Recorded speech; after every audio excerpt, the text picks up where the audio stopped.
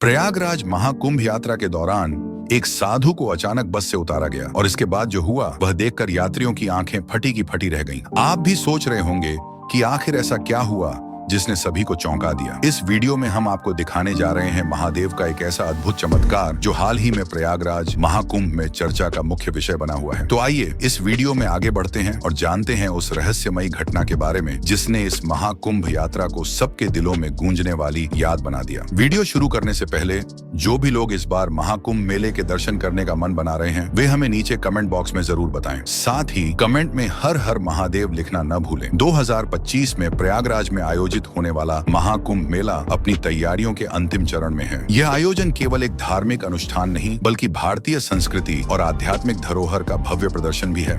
महाकुंभ हर साल लाखों श्रद्धालुओं को आकर्षित करता है जो इस उत्सव में शामिल होकर एक अद्भुत अनुभव प्राप्त करते हैं। इस मेले में खास तौर पर अखाड़ों और साधु संतों की उपस्थिति इसका प्रमुख आकर्षण होती है। साधु संत अपने ज्ञान, भक्ति और आशीर्वाद से माहौल को इतना दिव्य बना देते हैं कि हर व्यक्ति एक अद्वितीय ऊर्जा का अनुभव करता है। महाकुंभ में साधु संतों की मौजूदगी इसे और भी खास बनाती है। उनकी उपस्थिति न केवल धार्मिक दृष्टि से महत्वपूर्ण है बल्कि वे धर्म, नैतिकता और संस्कृति का प्रचार करते हुए समाज को सही मार्ग दिखाने का कार्य भी करते हैं। वे लोगों को भटकाव से बचाने और आध्यात्मिक मार्ग पर प्रेरित करने में सहायक होते हैं। लेकिन इस महाकुंभ की यात्रा के दौरान साधु समुदाय के साथ जो घटना घटी उसकी किसी ने कल्पना भी नहीं की थी। ये घटना न केवल चौंकाने वाली थी बल्कि इसे कलयुग के आगमन का एक प्रतीक भी माना गया। ये कहानी शुरू होती है मध्य प्रदेश के उज्जैन से, जिसे महाकाल की नगरी कहा जाता है। वहीं के निवासी रामानंद जी ने बचपन में ही अपने घर का त्याग कर दिया था। उन्होंने महाकाल को ही अपना सब कुछ मान लिया और शिप्रा नदी के किनारे भिक्षा मांगकर अपना जीवन यापन करते थे। उनका जीवन पूरी तरह से भक्ति और समर्पण से भरा हुआ था। 2016 में उज्जैन में हुए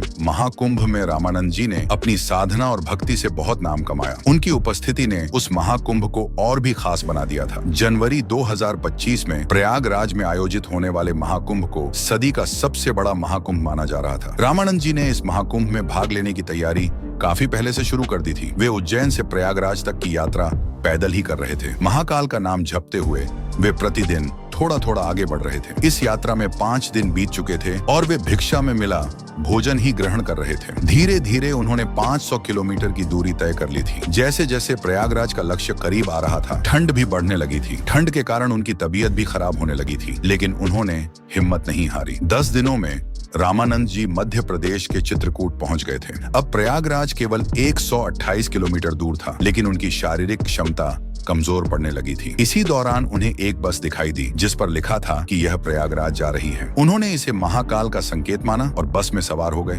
धीरे धीरे बस यात्रियों से भरने लगी। जैसे ही बस पूरी तरह भर गई, ड्राइवर ने गाड़ी चलाना शुरू कर दिया। थोड़ी दूर चलने के बाद बस कंडक्टर ने सभी यात्रियों से टिकट के पैसे मांगने शुरू कर दिए। एक एक कर सभी यात्री अपना टिकट कटवा रहे थे। जब रामानंद जी की बारी आई तो उन्होंने बड़े सहज भाव से कहा, बच्चे, मेरे पास पैसे नहीं हैं। मैं तो एक साधु हूँ जो भिक्षा पर अपना जीवन यापन करता हूँ। मेरी तबीयत भी ठीक नहीं है, लेकिन मुझे किसी भी हालत में प्रयागराज पहुँचना है। मैं तुम्हें आशीर्वाद देने के अलावा और कुछ नहीं दे सकता। कंडक्टर, जो एक मुस्लिम युवक था और धर्म में विशेष आस्था नहीं रखता था, रामानंद जी की बात सुनकर नाराज हो गया। उसने उनकी बात को तवज्जो देने के बजाय उनका अपमान करना शुरू कर दिया। उसने उन्हें बुरी तरह डांटा और गालियां दी। बात यही नहीं रुकी, उसने रामानंद जी का हाथ पकड़कर उन्हें बस से बाहर धक्का दे दिया। ड्राइवर ने यह सब अपनी आंखों से देखा, लेकिन उसने भी कुछ नहीं कहा। यात्रियों के सामने साधु महाराज का इतना बड़ा अपमान हुआ, लेकिन रामानंद जी ने शांत बने रहकर अद्भुत धैर्य का परिचय दिया। उन्होंने किसी तरह का क्रोध या असंतोष व्यक्त नहीं किया। यही एक सच्चे साधु की पहचान है, विपरीत परिस्थितियों में भी अपने मन को स्थिर और शांत रखना। हालांकि जब भक्त किसी अन्याय को सहन करता है तो उसका प्रतिकार ईश्वर स्वयं करते हैं। जो अन्याय आज रामानंद जी के साथ हुआ उसका उत्तर नियति ने अपने तरीके से देना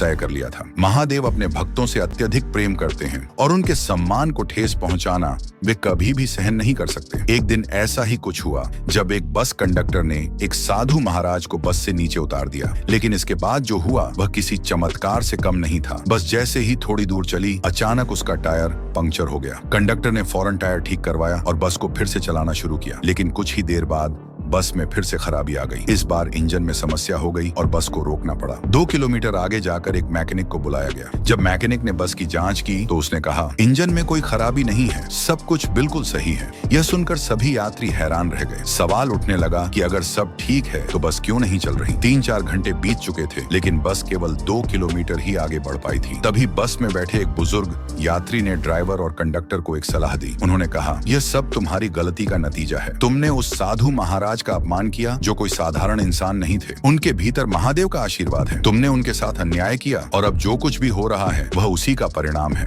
बुजुर्ग की बातें सुनकर सभी यात्री चौंक गए। कंडक्टर और ड्राइवर को अपनी गलती का एहसास हुआ। उन्हें समझ में आ गया कि उन्होंने सचमुच एक बहुत बड़ी भूल कर दी थी। इसके बाद वे तुरंत 2 किलोमीटर पीछे लौटे और साधु महाराज को ढूंढने लगे। कई घंटों की खोज के बाद उन्होंने रामानंद साधु महाराज को एक मंदिर में ध्यान की अवस्था में बैठे हुए पाया। साधु को देखकर कंडक्टर के मन में गहरी शर्मिंदगी और खेद उमड़ आया। वह तुरंत उनके चरणों में गिरकर माफी मांगने लगा। रामानंद जी ने उसे शांतिपूर्वक देखा और कहा, साधु को न तो अपमान का डर होता है और न ही सम्मान का मोह। फिर उन्होंने कंडक्टर से कहा, मैं तुम्हारे साथ बस में चलने को तैयार हूँ, लेकिन मेरी 2 शर्तें हैं। पहली शर्त यह है कि अगर कभी कोई गरीब या असहाय व्यक्ति तुम्हारी बस में बिना टिकट यात्रा करता है तो तुम उसे बस से नहीं उतारोगे बल्कि उसकी मदद करोगे। दूसरी शर्त यह है कि बस प्रयागराज तक ही जाएगी और बीच में कहीं नहीं रुकेगी। कंडक्टर और ड्राइवर ने तुरंत दोनों शर्तों को मान लिया। इसके बाद वे साधु महाराज को आदर और सम्मान के साथ बस में वापस ले आए। जैसे ही ड्राइवर ने बस की चाबी घुमाई, एक चमत्कार हुआ। बस अचानक स्टार्ट हो गई